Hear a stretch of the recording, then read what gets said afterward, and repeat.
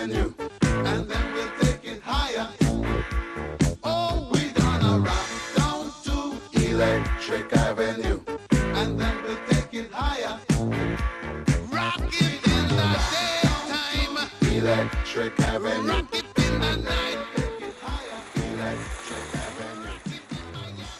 Grey seals on the coastline of the North Sea. Until recently a common sight, but they are now dying in their thousands. To help combat the virus responsible, we still need to find out more about the lifestyle of the seals and their feeding habits. These scientists are here to do just that.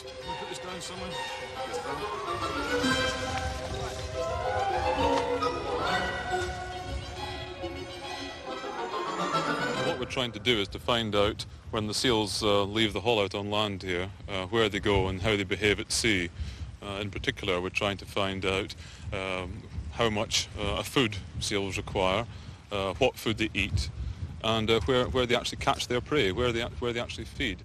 They're attempting to monitor a seal by attaching a radio transmitter which will send out messages about the seal's behaviour.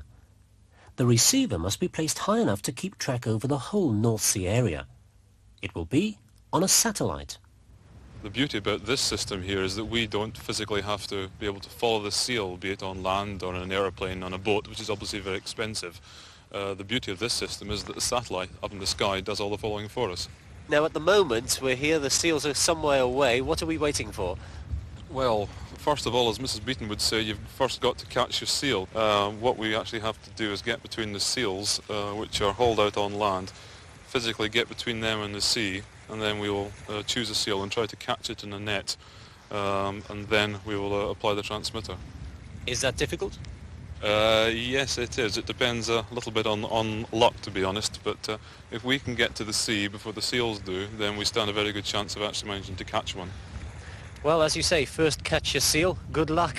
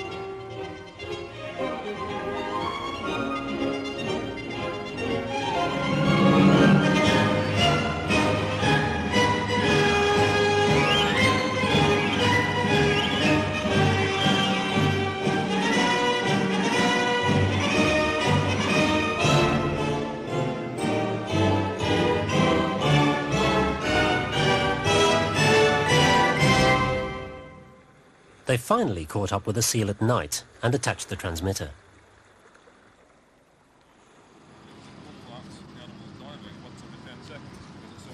Back at Cambridge, where the Sea Mammal Research Unit is based, Bernie explained some of the problems of the technology and the equipment itself. The transmitter has got to be housed in such a way that it withstands enormous pressures when the seal dives deep. Also, the aerial has to be such that when the seal rolls over on top of it, it doesn't break off or stay folded over. How do you stick something like that onto a seal? Well, it's quite simple, really, although it wasn't simple at the time. We use araldite, a simple two-part araldite, and what we do is we mix up the araldite into the base here, which is keyed, and onto the fur of the seal, and then put the two together, wait 5 minutes, and it's stuck there. And, I can't believe the seals like that. They don't appear to mind at all, and it's important to emphasise that if this interfered with the behaviour of the seal, then there'd be no point in us doing it at all. The transmitter will come away from the seal when it molts in February or March. But then you lose the transmitter. Then we lose the transmitter.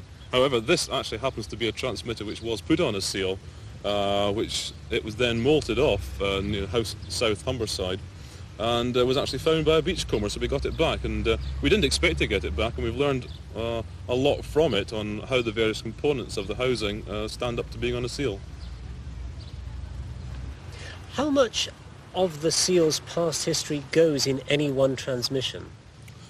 Well, the data that are relayed via the satellite consists of two basic types. First of all, we summarise the life history of a seal over completed 6-hour periods.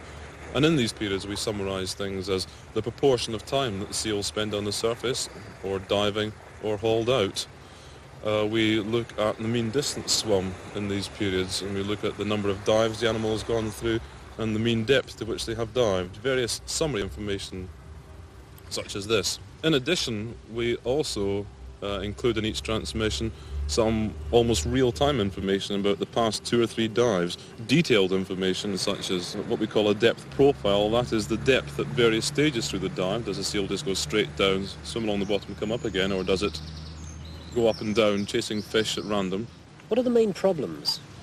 The main problems with this system is we have to keep the power requirements very low, since the battery is actually held on the seal as well. So it's not possible to have the seal transmitting continuously.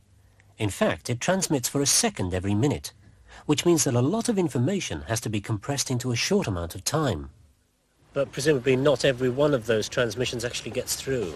No, indeed. For a transmission to get through to this satellite, 3 things have to coincide. First of all, you've actually got to be on the second where you are transmitting. That only happens once every minute. Secondly, the seal's got to be on the surface. It's underwater, no transmissions get through at all. And thirdly, the satellite has actually got to be visible in the sky, since it's not up there all the time, it just passes. And on average, we have about 150 minutes of satellite visibility per day. What happens to the information once it gets to the satellite? Once it's at the satellite, the data are stored on a magnetic tape in the satellite until the satellite reaches one of several ground stations. The one we use most frequently is in Toulouse in France, and so we log on to this computer in Toulouse and abstract the data and then try to reconstruct the life history of the seal. This idea of sending information in short bursts is common to a lot of situations where actually transmitting the information is very expensive or consumes a lot of energy. In fact, the same principle applies to sending all kinds of information.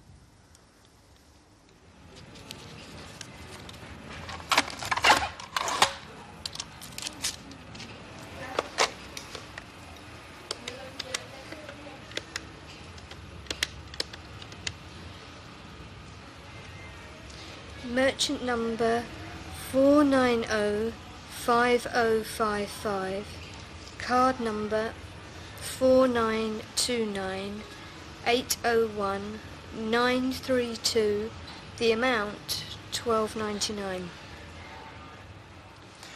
Before you can buy anything using a card like this, a shop will normally check up on your credit limit, and that can take a bit of time. Usually the assistant goes to the phone, dials up Barclaycard, waits for a reply, then reads out all the details, your number, your name, the expiry date of the card, the value of the transaction. Then he waits for a confirmation from Barclaycard. The whole process could take 3 or 4 minutes, and that's time that could have been spent selling. But you can gather up all the information on this card and put it into the phone at one go before you make the call. You see, this magnetic stripe carries all my details. So this unit will now totally automatically phone up Barclaycard, send them my details and ask for a credit limit. It saves time here in the shop and on the phone lines.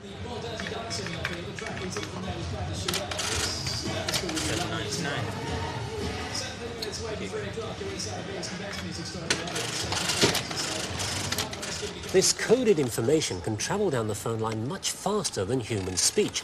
I'm talking now at about 120 words per minute. That's something like 500 letters per minute on average. But the electronically coded information travels at 500 letters or numbers per second. That's 60 times faster. And remember, it's just using an ordinary phone line. Sound about the dot space.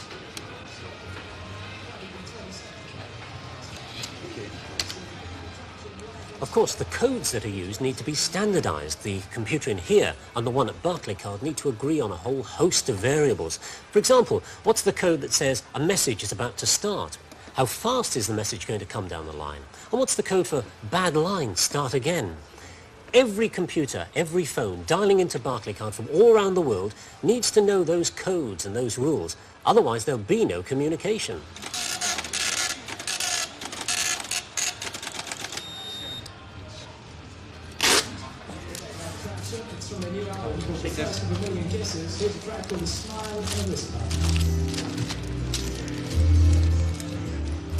Once the communication links are there, you might as well use them to the full. So there's no need to send parcels of this paperwork to Barclaycard at the end of the day. You can deal with their headquarters direct. It's a totally paperless transaction.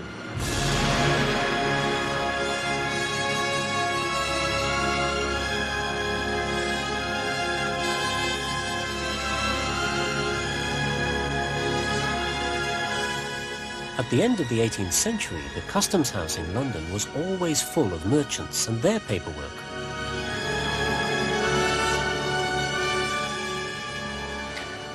Now the ships have moved away downriver, and the shipping paperwork, which used to fill this room, is being replaced by electronic messages.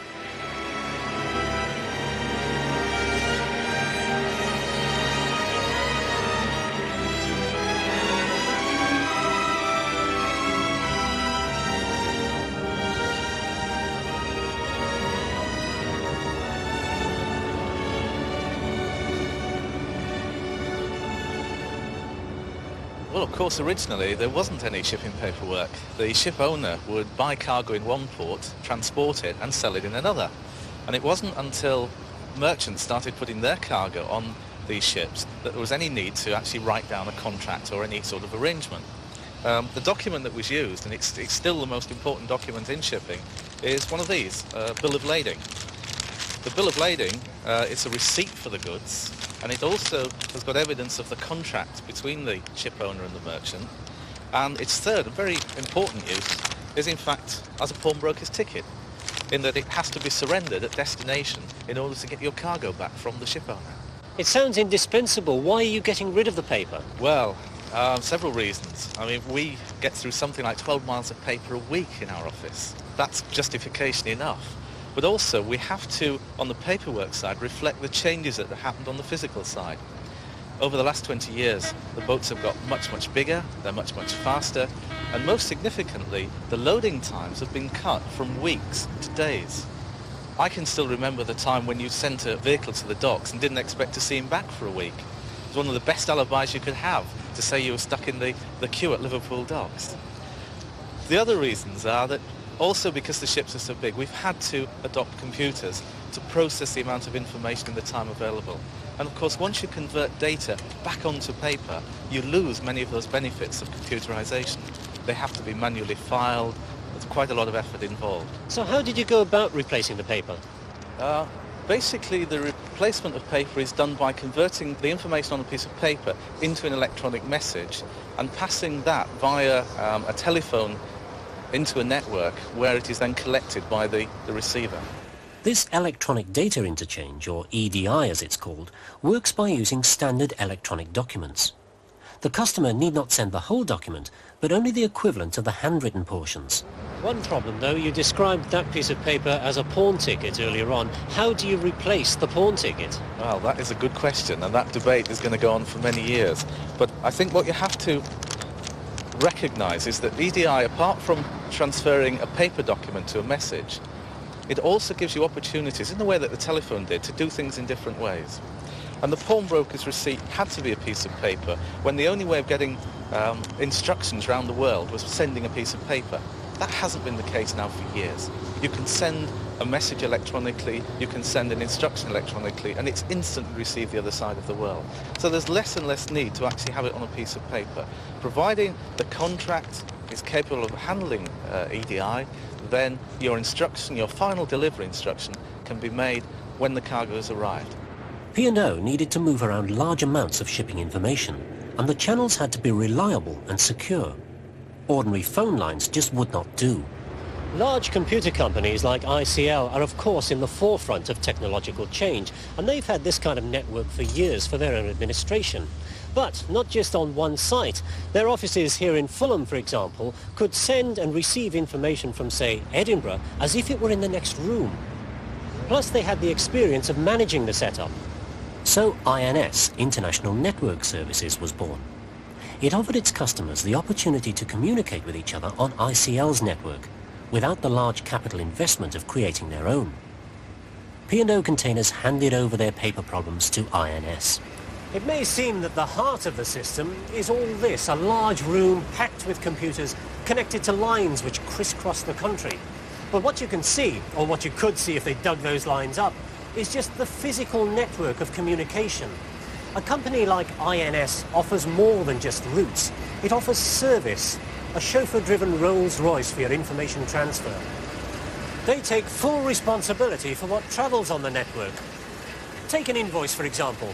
They'll worry about its routing around the system, about checking that it reaches the correct destination intact, and they'll cope with just about any kind of computer that you care to connect to the network. We're a service industry.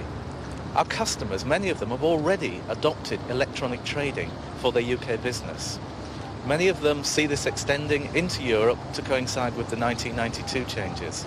How long is it going to be before all international trade is done without paper? As a service industry, we have to be ready.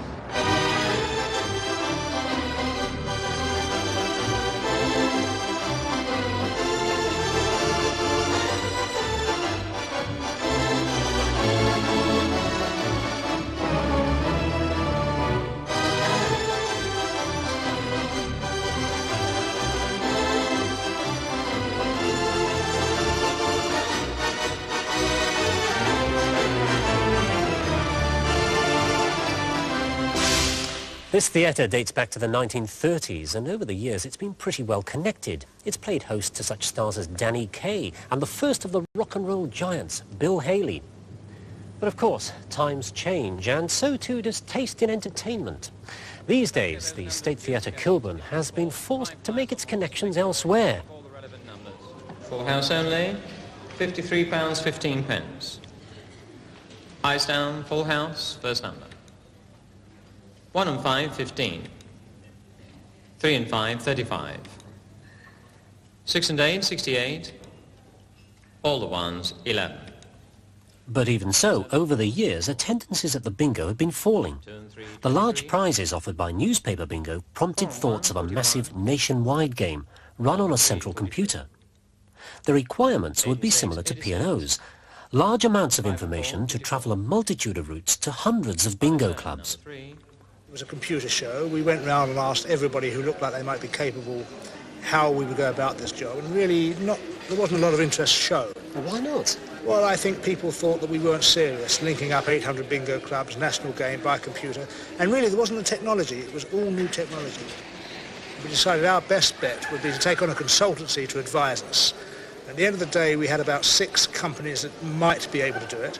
That was shortlisted, and eventually we finished up with ICL, who became INS. What's your relationship with INS? Well, it's a commercial relationship. They offer us a service, which we pay, and they provide the network and the computer. We have our control room in their building because for coordination and security, it was best to be cheek by jowl with them. Bernadette, what's the problem with QPA, please? They've got a power cut. All over the country, the clubs sell bingo tickets that are computer-generated and printed.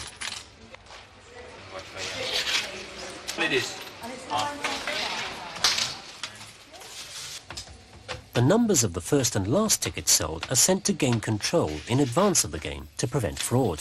Also good one. 2 winner, 2 great. 88. Only then can game control send tonight's numbers to the clubs. That's it, ladies, I'm afraid. Closing ticket deadline. Choosing which of the 3 random number generators will produce those numbers is initially a surprisingly low-tech job. Probably in the other part. There it is. The code word is entered and the generator selected.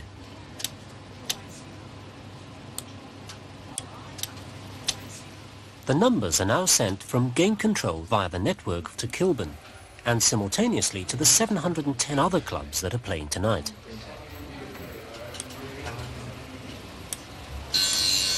What we had to insist upon was that no number was corrupted. Every number had to come through crystal clear in the exact sequence and be correct. And we check that because at our head office in Dunstable there is a bingo club just along the street. And we go and get their copy of the printout to make sure it coincides with our copy of the printout from the control centre and make sure it's right, so we know it's the right numbers that have gone out. And don't forget now, the first game will be on your national game flyer, single white flyer. Good, all the numbers are in now. So eyes down, national game, full house only. First number. 2 and 1, 21. 4-0, blind 40.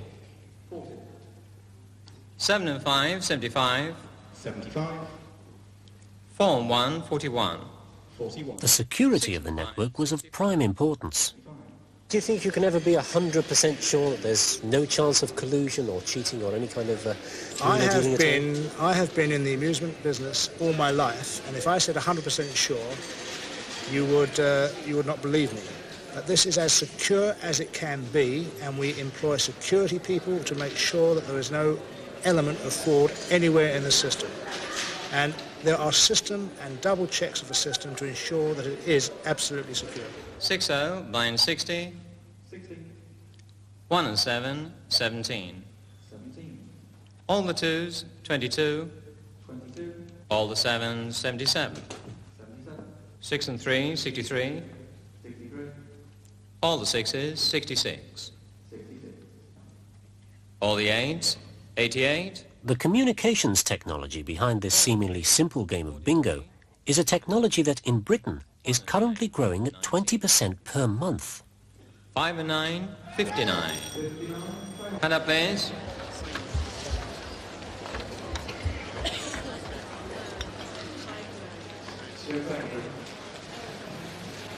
Security numbers 0080 3495. That's a good one. Details of the local winners are sent back through the network to game control. Now waiting for the mainframe to prompt me. It has in fact already allocated the prizes and is asking me to check the credentials of the national winner and release the prizes to the clubs. You know, if you think about it, there's an irony to playing bingo that way. The computer here has a list, a record of all the tickets sold tonight. It knows their serial numbers and it knows the game's numbers. Now, we've been sent a list of all the numbers to be called tonight. So in theory, the computer here could play the whole game internally without the need for all that fuss. Then it would just print out the number of the winning ticket. You, the punter, could just check that against your serial number. If it matches, well, bingo, it couldn't be simpler. Of course, you don't even need to go to the expense of printing out tickets. All you really need to do is sell serial numbers. Yes, but that would be taking the technology just a bit too far. 7-0, blind 70. There are other companies offering these value-added network or VAN services as they're known. IBM, of course, the Midland Bank network, and the old British Leyland system are used by services as differing as dentists and travel agencies for their electronic data interchange.